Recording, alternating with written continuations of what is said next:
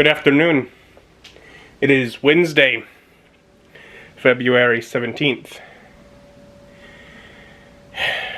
Yet again, another cold, frigid day with the snow. We did definitely get a little more snow today.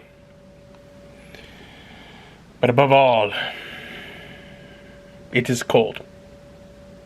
Now, I had plans as of a couple weeks ago, but this evening I was going to meet with John at IHOP again. We went over, we both read through 1 Thessalonians. We were going to go over that. But the weather. So we postponed that to a week. I think we're going to add 2 Thessalonians, so I'll read through that over the next week as well. It's even shorter. It's only like 3 chapters, so should be pretty easy. So we're postponing that, and praise God we are.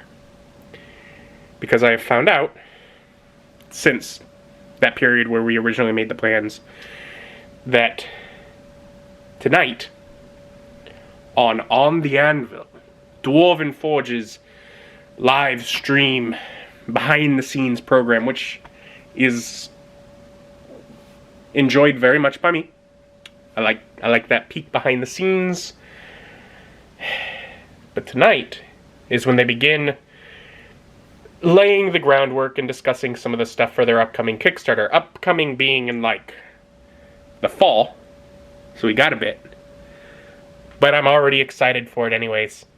I'm looking forward to it, and I want to hear more about it. So they're going to start spilling the beans, and I want to be there for it.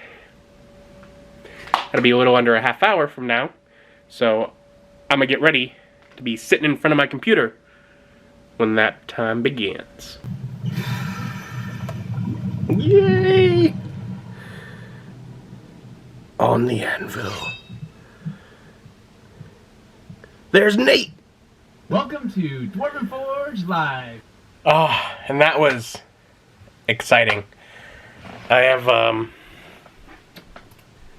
big document full of notes that I took as I went.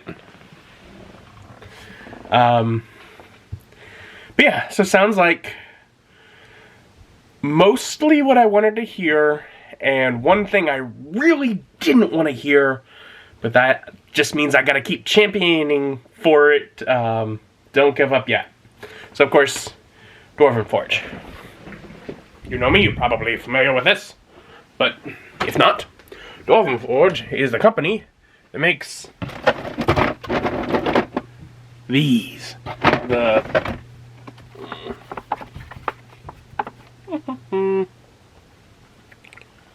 cool D&D dungeon stuff. Good enough. That I use. I have dungeons. I have caverns. I backed their last Kickstarter, so I have Wilderness incoming. One of the sets that they did before I got into it was cities. And I've been looking, I might get some cities, and now that I've seen some of this, I'm still thinking I might want to get some cities a little bit controlled on how much cities. Because it's definitely, having the existing cities will give a good starting spot for the new cities stuff, but the new cities stuff are also upgrades from the existing cities, so, you know, both are good. But so today was beans on the cities. The reference being they're spilling the beans. And of course, everything can change. But it's cool to kind of see the process, and it's exciting to see where things may go. In addition to, they're currently in their cities, they have a Tudor theme and a stone theme. And they're going to continue to expand on both of those, while also adding rustic wood, which the floors for Tudor are wood, so it's an alternate floor for that, but then walls that are just wood, which I was really hoping for, and then fancy stone, which of course again could expand and be mixed with the stone stuff really well, but like decorative, like regal, looking like a royal or a cathedral or that kind of thing. They're doing a lot of stuff to break up. Currently, their cities are basically all 4x4 squares. A whole bunch of 4x4 squares. They're doing a lot of things to help break up that geometry.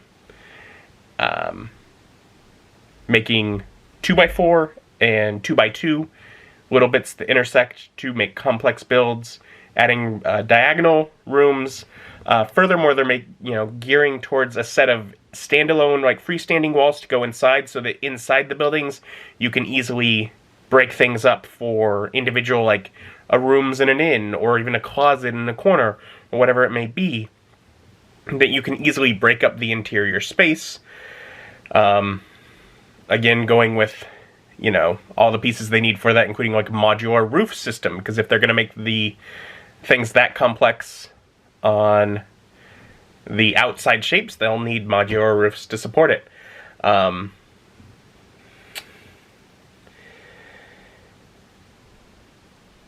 They've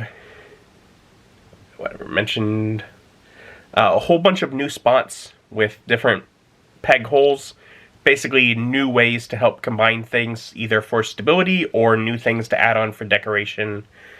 The one thing that I was really hoping for, they said no, is, do I have it in here? Yes, I do. And I don't have any of these cities stuff currently. I don't have that yet.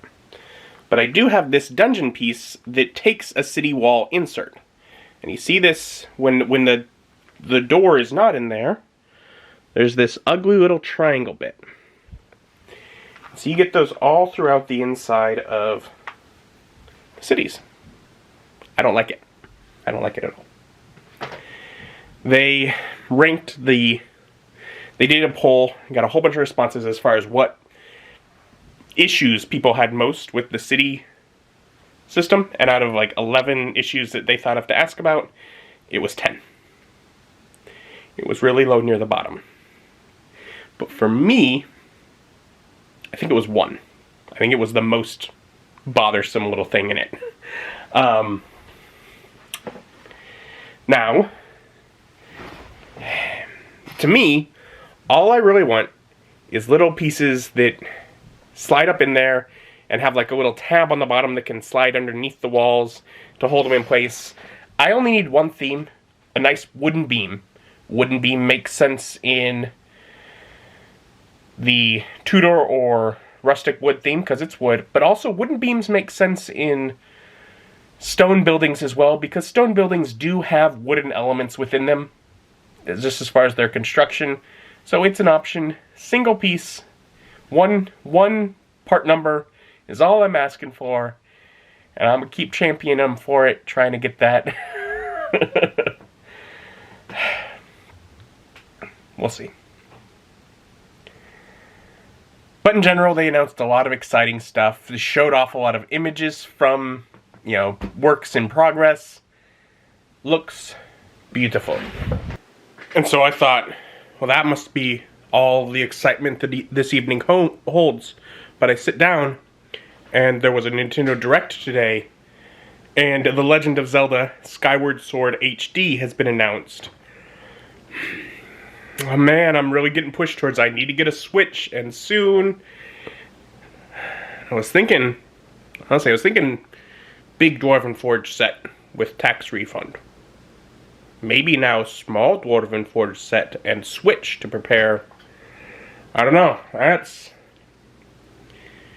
because I was thinking, what is the next Zelda game going to be? Twilight Princess, because I do have that in HD. But I own Skyward Sword and I've never played it. It's never gone in the console.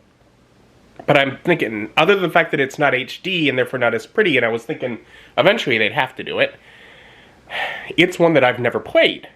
And it'd be cool to play through a Zelda game that I've never played at all. Well, that's exciting. Anyways, now, I'll say, gonna get ready and get to bed. Thank you for joining me. Join me as my journey continues.